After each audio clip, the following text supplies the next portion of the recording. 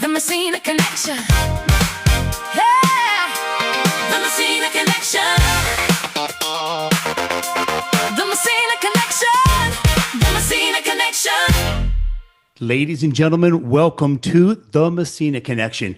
I'm so excited that you are watching this very, very special edition with the lovely Queen of Versailles, Hi. Jackie Siegel. And Scott, I am so honored. I'm so glad that I met you again recently. We have mutual friends together over the past 25 years, but it's like finally we got connected. I watched your show. It was unbelievable. I'll give Netflix a shout out, and everybody's just been so behind what you do, who you are. You do not have to be here. You do not have to be doing this, and yet I feel so blessed that you are. Well, I just feel that God has been blessed us so much that really what's important is to give back, to save lives, make this world a better place. And oh my God, I'm so sorry about Moshi. No, Moshi. Let's introduce Moshi. Moshi, the star of the show. Moshi's mad that I didn't introduce him. I'm sorry, buddy. I'm sorry. I might have to put him down. Yeah, you want to put him down? I think he has a little hair stuck in his throat. No problem. I don't know if that ever happens with your beard. Oh my gosh, that's hysterical. That's hysterical. Yeah, my beard. I know. It used to be. It's funny. It used He's to be too funny. It used to be so far down here. My mom's a cancer survivor, and I did No Shave November, and I just let it keep going. And in the town we live, it's like, oh my God, Scott's letting himself go. I'm like, no, until she's 100% in remission, and she is. She's God's good. And so now I can shave it up, trim it up, and my wife is extremely happy about that for sure. She's a beard girl. She loves my beard and my mustache, and I don't think I look good with a clean face, but whatever. I like mustaches. Do you? Do you? My dad has a beard and a mustache. I'm used to it. Awesome. That's amazing. And, it's funny how you and I actually first met is your late husband, David. I was a DJ at Disney, one of their top DJs for 23 years. And when Westgate came to Disney, I was always the call that they made. I was always the one that they wanted me to DJ. I'm sure you were at some of the events when we were at Ep8, the Indiana Jones Ep8. Oh, yeah. And I was DJ Sal at a bar, and David was always so pleasant, so nice. And then, of course, around town, seeing each other and everything. But I got to say, what you two did after the sadness of Victoria, what you have done and the amount of lives you have saved, and that's my biggest honor. We're getting into the entertainment and all that fun stuff. We have so much in common. You've had a lot of loss recently, and I promised myself, and I promise you, this will not be sad. This will not be a sad podcast. This will be a fun podcast. However, let's talk reality. The reality of it is you had a lot of loss. A lot of loss. Oh my gosh. You want to talk about it? Sure. When we were finishing Versailles, Versailles was under construction after our 2012 crash, which the whole world experienced that economy crash. But it was all documented in a reality documentary. So we did shut down Versailles. And then finally, my husband recovered from the financial crash, and he decided to continue with Versailles. So we started rebuilding it. And that year, in 2012, he bought the Predators, the football team, private jet, a Las Vegas hotel, casino, the Hilton, the convention hotel. Things were going great. And he says, we're going to finish Versailles. We got a big family, and he was super excited. And he was like involved with like all of the shows out there and the showgirls and this and that, concerts. It was really like a life of like so fast paced. And then our daughter passed away, our 18-year-old daughter. We had 7 children together. And the carpet was like pulled from underneath us. It's like I really feel that it was a wake-up call from God, because we were living in a life, and I was just kind of tagging along with my husband in a life that was full of parties and this and that, like, but meaningless. Like almost like when I look back, it was like without purpose. Wow. With all this money in the world, and we did have the Westgate Foundation and things like that, but one thing that wasn't with us is our life's passion to devote the rest of our lives like 100% with getting out there, podcasts like this. Thank you for doing things like this. And really, we formed the Victoria's Voice Foundation, and we started so much, like we're the ones that got policy change for to have Narcan out there. Oh, I followed you. I followed you to a T. I saw you before Congress. Yeah. I saw, the monies you put behind that. So you didn't just talk, and I've also seen, and I can't recite them off the top of my head because they keep increasing daily, how many lives have been saved with you being such a major part of the whole entire endeavor between Congress and everybody, every school. Right. Am I correct? Every school, every emergency, police department, whatever, they all have it because of the lobbying you and David did. Well, we spent, so David says, I don't want to just do it on a local level, which we did local. Sure. But we went straight to DC, which I do have a little documentary that I put on for free on the Queen of Versailles on my YouTube channel. It's called The Princess of Versailles. And that's about what we did after my daughter's passing. So, yeah, we have been just on this incredible journey together, me and my husband, with all of this. I don't know if I should get in yet to what happened this past year. Please, whatever. We're open. We're non-censored. Whatever you want to talk about. Okay, so, well, so in any case, we had 7 kids by birth. Okay, and after we had the twins, we inherited a niece, my sister-in-law, who is a single mom, estranged from my brother. She passed away from a drug overdose. So I inherited Jonquil, who's also in the documentary, The Queen of Versailles.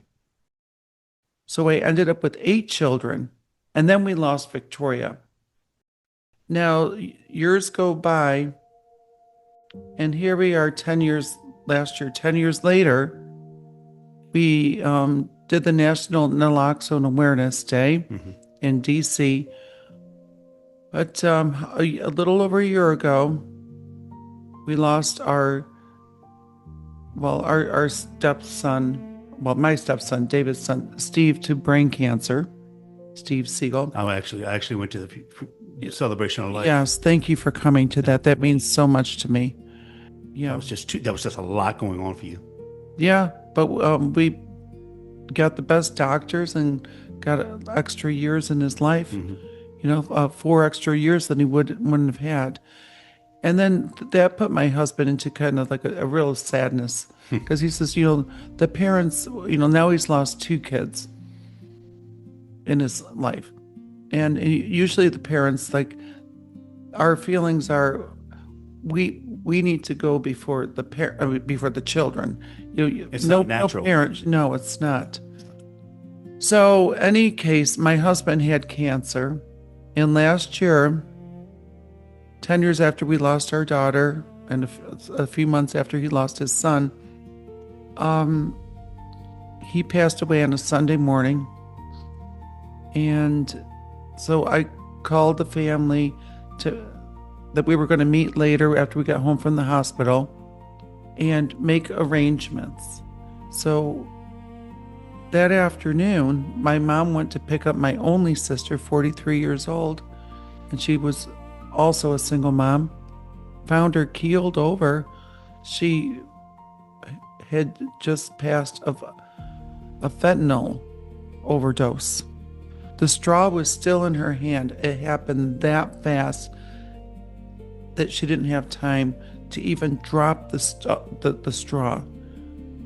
So I lost my husband in the morning and my sister that afternoon. And so it was like actually like quite devastating. But, people say, well, how can you believe in God, with all of this death happening around you? But the thing is, all of it gives me more purpose in life. It almost makes your faith stronger Yes, because in God, an odd way. because God puts things in our path that instead of like feeling sorry for yourself, you got to realize it's a learning process, and He's with you every step of the way. Amen. And now He's given me even a stronger voice because I have a larger story about the drug addiction to save more lives, the impact. I mean, I've lost my sister, my daughter, my sister-in-law to a drug overdose. Yeah. That's a lot. That's too much. Yes. That's too much. And if you remember when we first started, I said we have a lot in common. Yeah. 2018. I think Victoria was, 2015? Am I correct on that year? Yes. 2018, I lost my 41-year-old brother. You're in the same boat as and him. he, it's an interesting story with him. And then when you said how David acted towards Stephen, I always say my dad died 9 months later from a broken heart. He also had many other issues. That happens. He had multiple myeloma. He had this. He had that. We weren't even supposed to keep him. And I'm not making this about me. I'm just saying the parallel to that's what my husband had, multiple myeloma. Did he? Oh, that's that. Yeah, that's crazy. That's a crazy disease, and that's why I get goosebumps right now even talking to you, because I've always been able to relate to that sad portion. But somebody told me this, and I think I've spoken about this on another podcast previous to this. There is no expiration date to grieving. No. Don't let anybody tell you. And another thing I learned, when you were going through all that sadness and people wanted to bring you food or people wanted to do things, that was their therapy for themselves. So I started learning, let people do it, because you're doing it as much for them as they want to do it for you. Did you learn that? 100%. And I tell you, it's just so rewarding. Like whenever anyone brings me a gift, you just have to say thank you. Yeah. Because I look back in the day where my grandmother, back when like the home shopping, like the networks on TV, Sure. the old ladies, senior citizens would be ordering stuff online. It's like I don't like, and I was just in like middle school. Right. But Grandma was so proud to give me like an ugly scarf or something that she got from the internet, but she was immobile and she couldn't go to a store to buy me something. It's like, stop spending your money on me. And now I look back and I said, I should just said thank you and take the gift gracefully, because she was giving it out of the goodness of her heart. But you learned. You learned. I learned, yes. The process, and you married someone who was a giver. I mean, when you were talking about, and I'm jumping around, I'm going squirrel a little bit, but when you're talking 2012, the crash and everything, I remember reading articles, which we're going to get to your Sentinel article, which was amazing. I got to read it earlier today. Thank you. What he had to go through with Westgate, what you had to go through with Westgate, and that is just the next level stress that only a few can handle that.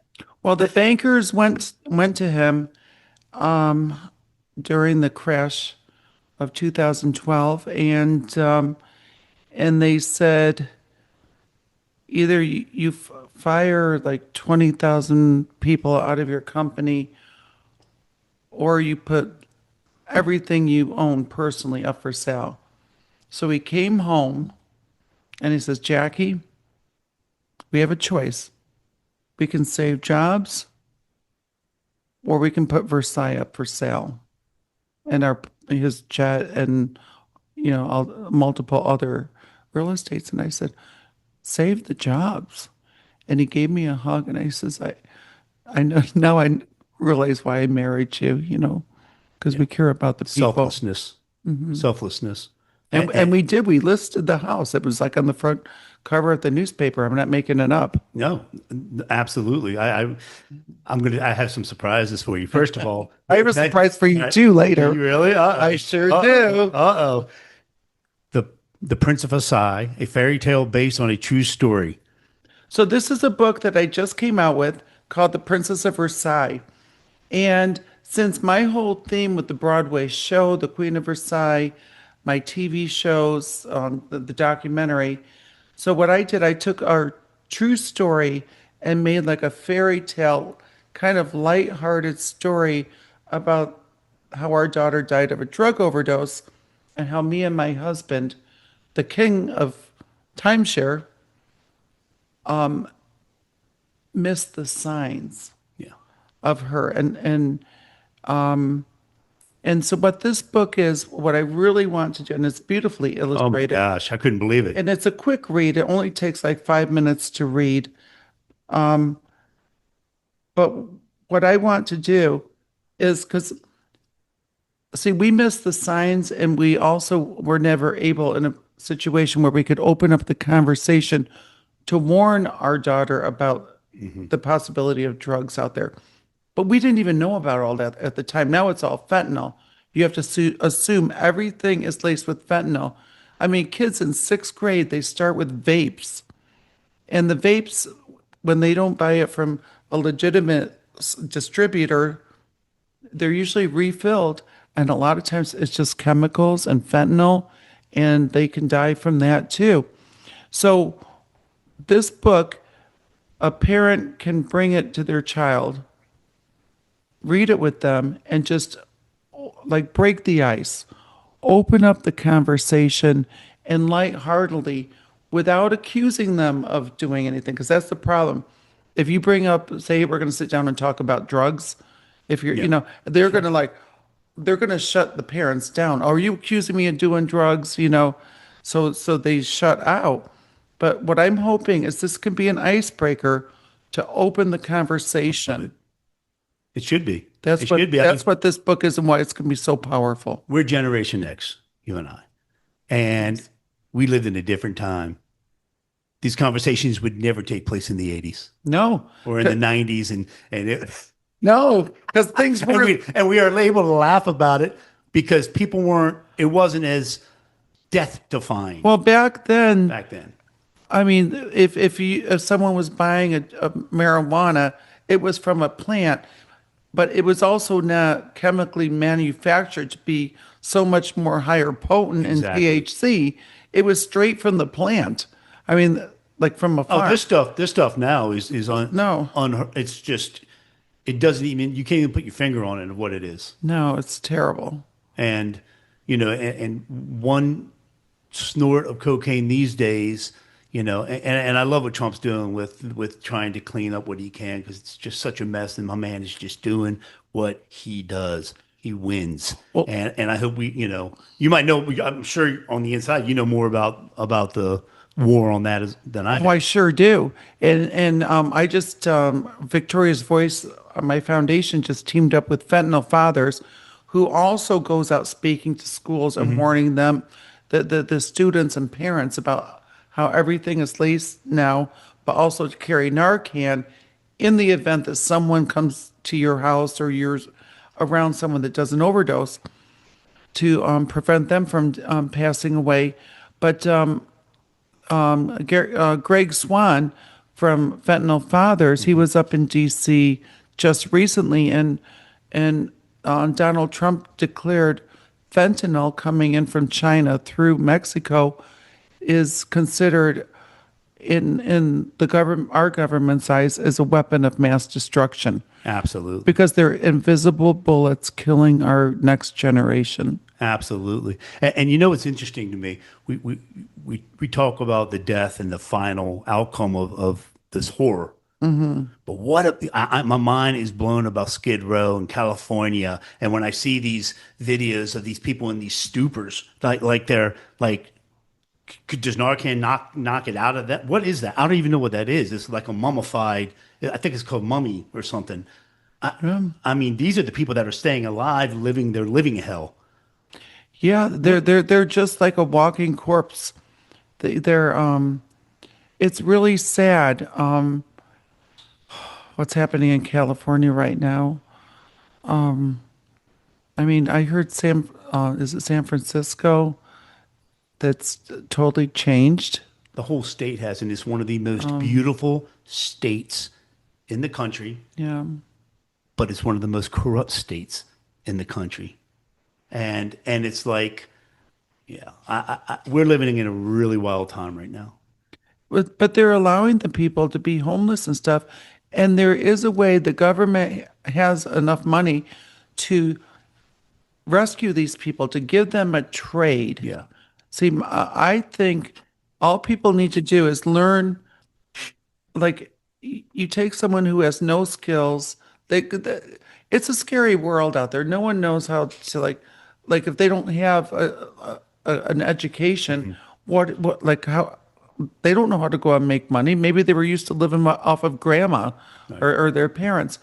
But if we teach them how to, like in Florida, for example, teach someone how to change air filters and air conditioners in the whole state of Florida, they'll never be without a job. And it'll be a nice paying job to help repair air conditioners. Great paying job. I have electrician friends and natural gas friends that they have done so well in their life. And they just have done so well learning a trade.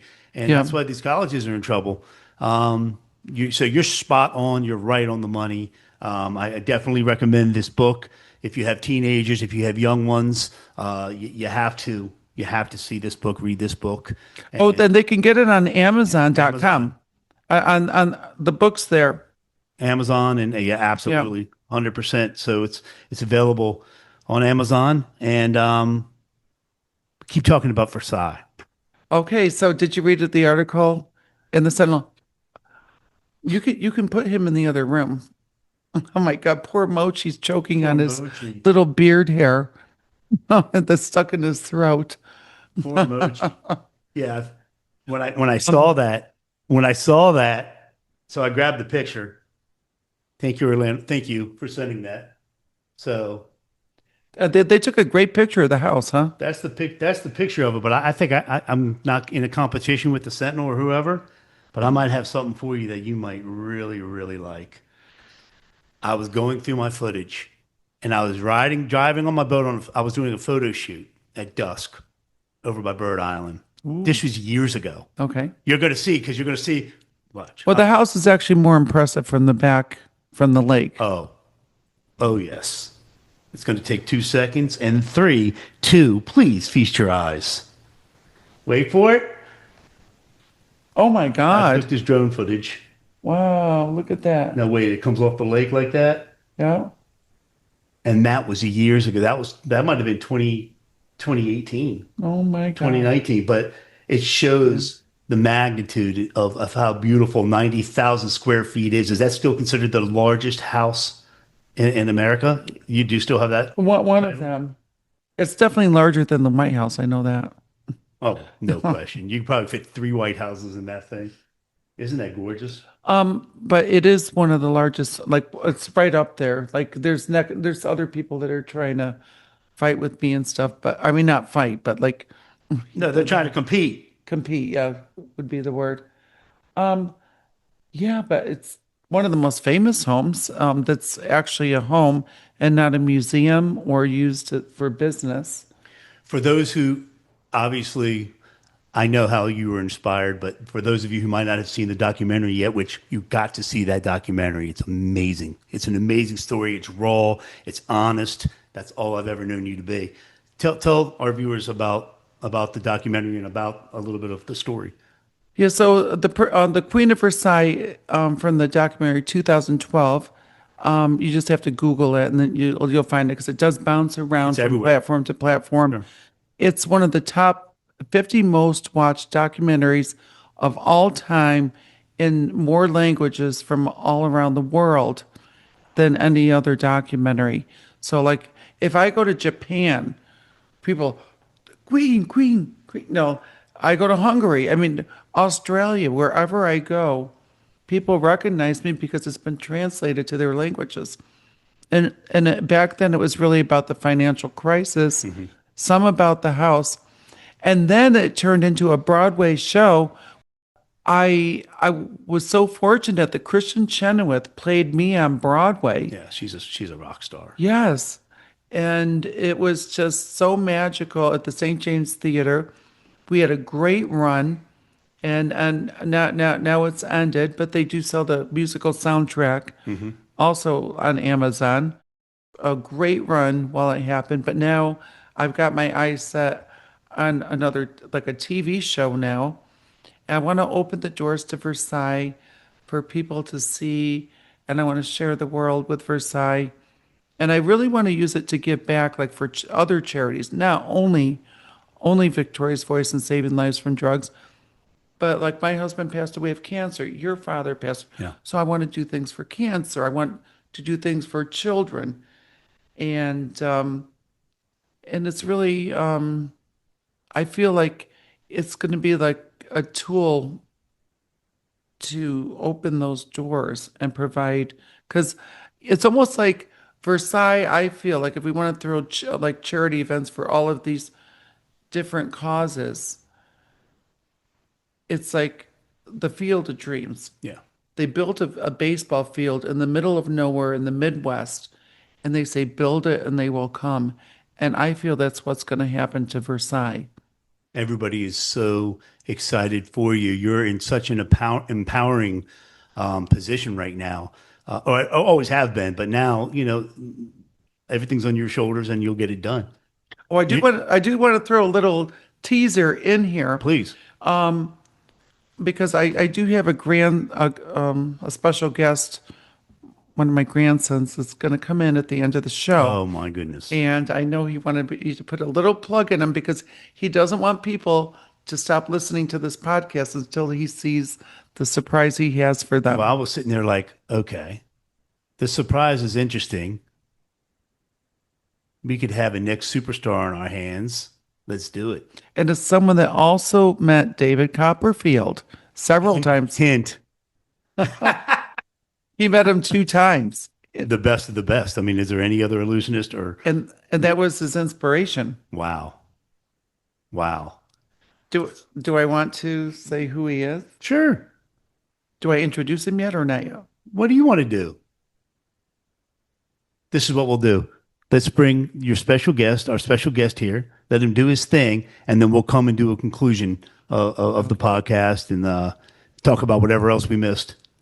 Okay. So I would like to introduce my grandson who learned magic from and inspired by David Copperfield in Las Vegas.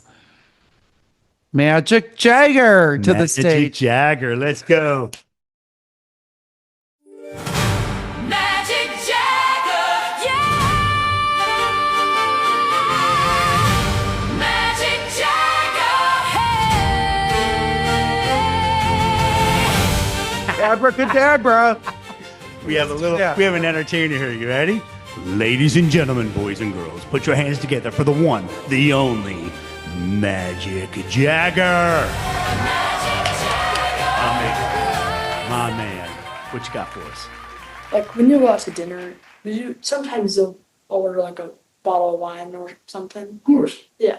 Well, tonight or today, I brought to everybody watching a bottle and glass, just like this. And I'll do a toast to everybody watching. All right. So what I'm going to attempt to do is make the bottle switch places with glass. Yeah, that's a little hard, but we can try. All right. So let's go. So the bottles go over. Oh, sorry about that. So they say when you're doing this, you have to have an extra bottle with you. So there you go. Come on. Extra bottle. All right. So tubes go over. And then the magic word is change. And they switch places. Yeah, they switch places. But the hardest part is to always make them Does he have to say go abracadabra? back. Oh, you made it go back. What a great trick. All right, let's try this again. Let's do You look Let's confused. do it again. Good. Tubes go over. And are you ready? Yep. Switch. Oh, now you got me. Woo! You got me on that one. You got me on that one. The first one. You're hilarious. You're killing me. Now, say when you're doing it, you're gonna have to have an extra bottle. Right. So, there you go. You got 3 bottles. We're gonna have a good time. Oh my God. Bottles of wine. Party tonight with Scott Good and go. his Have it. beautiful family. Tubes go over. And now, they switch. Good night. Oh my God. But when you're doing it, gotta have an extra bottle. What? Whoa. Tubes go over. Then, switch. Oh my God. I just bought a wine shelf. It's over there. What the heck? Wait a second. All right, now he's good. Party tonight. So tubes go over. And then it switch like that. Like that. Isn't that awesome? Is that, how many more bottles you got? But you can only do it if you have some extra. Good night. 1, 2, 3, 4, 5. We started with 1 bottle. Well, 1 or 2.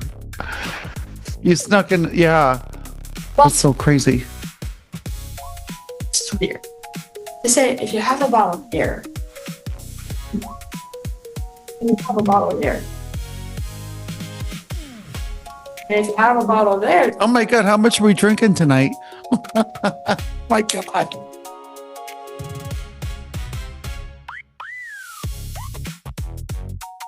that's too many bottles, dude.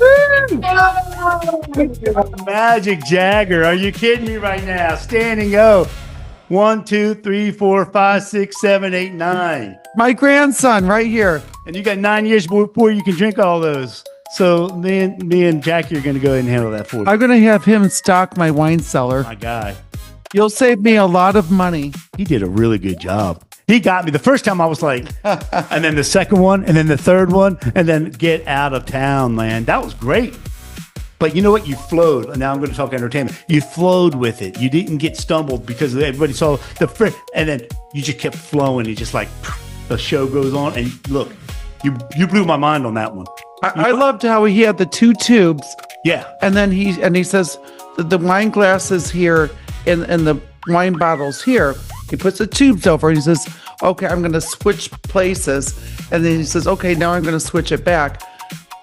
But it's like he didn't move anything. He didn't move anything. Yeah, I think You told me I was it like- was a joke. Okay. I was like, I'm like, I haven't even had a shot of anything yet. Lord, that was good, man. That was really good. Everybody, put your hands together for Magic Jack. Let's go. Magic Jagger, yeah. Magic Jagger, hey. You know what I love about you, besides everything? It's just, we can talk about anything. You and I can grab a subject, and then all of a sudden, because we come from the same era, and we're like, remember this, you remember that, and I do believe, we might not be the World War II strongest generation like they were, because they were, God bless them. Thank you, everyone, all the veterans out there, or all the current military. God bless you. Thank you so much, thank you because for your without service. you, we can't do what we're doing here. But Generation X, you can't explain how awesome of a generation it was to grow up in. Yeah, we grew up in a great generation. And I'm so glad that we're like the same age and happy to be here and do whatever we can to like help this world out. What we're going to do is we're going to bring you on so many times that all of a sudden you're going to evolve into your own podcast. Hint, hint, we can get you going. At my Versailles house, maybe I need help decorate a room to do this in my Oh, you don't palace. have to ask me twice. I can put this stuff in there in 2 days. You have a whole studio rocking. I would love to do that for you. Let's talk about this. It's a Wonderful Life. I want to hear all about this. My late husband, David Siegel, his favorite movie in the entire world was It's a Wonderful Life, which I can understand that. we would watch every Christmas with the family, and he would always cry in the end. And here you see this grown man cry. You very rarely ever see him cry because my husband was just such a hard-headed, strong person. But to see him to get so tender, and the reason he did during this movie, It's a Wonderful Life, is because really the crux of the movie is about the main character, George Bailey, who felt that his life was worthless and he had no impact on this world, that he was just a little man. And so an angel who needed to earn his wings came down to show George Bailey what life would be like if he had never existed. And it showed like his brother drowning in the lake from falling through the ice when they were ice skating because George wasn't there to save him. It showed a town that was never developed. It was a cemetery, it was like a ghost town. And he finally, no matter what, George Bailey decided in the end, he says, I want to go back. I want to live life. And the angel told him that anytime you hear a bell rings, that means the angel got his wings. And when George Bailey came, they brought him back into the current time back then, where he was alive again. Well, he never died, but it was like kind of a dream to make him feel like, what life would look like. And while they were singing Hark the Herald Angels at the Christmas tree with the family, a bell rang on the Christmas tree. And he said, he knew, he says, the angel just got his wings. And my husband always cries. And what was really strange is last Christmas, it had been like 7 months since my husband passed, the first Christmas with all of the children without my husband. My husband had a ring that he only had one ring, and he didn't know which child to leave it to. And so we decided me and him together to give it to a jeweler, take a piece of the gold out of it and mold it and recreate the ring for all of the children. Oh, wow. And then the jeweler kind of forgot to send it to me and all this, and I forgot about it. It's the first, every day was the first holiday without my husband. The first everything. Yeah. The first, Horrible. Thanksgiving, and now it's the first Christmas without him. So you kind of get lost where like you think gifts don't really matter, those material things. And so me and the kids, we just did like kind of this one like little white elephant gifts exchange or smaller stuff, because we didn't really care about it wasn't a happy time for us. And then I'm thinking, oh my God, there's a FedEx package. And it was from the jeweler. I go and get the FedEx package. I open it. And the jeweler on Christmas had sent the rings for the family. And I told the kids, oh my gosh, there's one more gift. They had no clue what it was. I said, it's a gift from Daddy. And the minute that I opened up this package, and we were just playing like Alexa or whatever, like there's nothing pre-programmed, and started passing out the little gift boxes because they were just little ring boxes. Mm-hmm. The song from It's a Wonderful Life came on. Oh my gosh. With Hark the Herald Angels. Wow. Just like, if that's not a sign from God, then I don't know what is. So what I did, and that gives me chills actually. Yes, me too. So a couple years prior, when my husband found out he had cancer, for one Christmas, I didn't know what to get a man who has everything. So I bought him the It's a Wonderful Life car, the Model T that George Bailey crashed into the tree in the beginning of the movie. Yes. I happened to be in an auction. I was just going to the auction to get like some free drinks, you know. I mean, like at the VIP center and to meet people. So, but I ended up buying it. I thought, my God, this would be. I didn't know this would come in my. One of one, the very first, the one that was in the movie. Yes, the one that crashed into the tree. Wow. And I have all the documentation, the marquee from the movie. So anyways, I gave that to my husband. It was our Christmas card one year with all the kids in it. We had a lot of fun with it. And now that he's gone, in a strange way, in the small town where I grew up, just a little bit north in Seneca Falls in the Finger Lakes in upstate New York, there is a Wonderful Life Museum. My mom has been in touch with them, and we are putting the car on loan for It's a Wonderful Life Museum for millions of people to go up there and see. And we're going to celebrate Christmas in July in honor of my husband, David Siegel. What a wonderful sentiment. You thought of this. If that's not a gift from God, then I don't know. That's just for everyone to be able to share, for you to share that story. Mm-hmm. And for everyone to be able to understand, and for everyone who's going to be in New York to be able to see that at It's a Wonderful Life Museum. Oh my goodness. Yes. Christmas in July. Isn't that insane? I mean, I didn't even know originally that there was It's a Wonderful Life Museum, and it's right next to my hometown where I grew up and where I went to college. That's right there. That's unbelievable. If that's not kind of like a full circle, I mean, it's just, there's too many, they say there's really no such thing as coincidences anymore. It's like we're all getting on the same alignment, the same frequency with the right people. There's people with different frequencies. So those ones that are like mean and stuff, they can go and stay on that, but don't come near me. As we get older, we learn to protect ourselves. We know who we love, and our hometown here, we know that all too well. Oh yeah. We know exactly who's no longer in town and who's not. Or, you know what? I'm getting too old to not be around wonderful people that are doing good things. I don't have time for it. Can I put my crown on? Please put your crown on. Hold on. I got to go back. How can people get in touch with you and all that good stuff online? How can they follow you? Well, most of my stuff is The Real Queen of Versailles. I have YouTube. I have Instagram, Facebook, The Real Queen of Versailles. Mm-hmm. At The Real Queen of Versailles. TikTok, Are you on TikTok yet? I am on TikTok. I think that might be the same, but I can't remember. There's so many of them.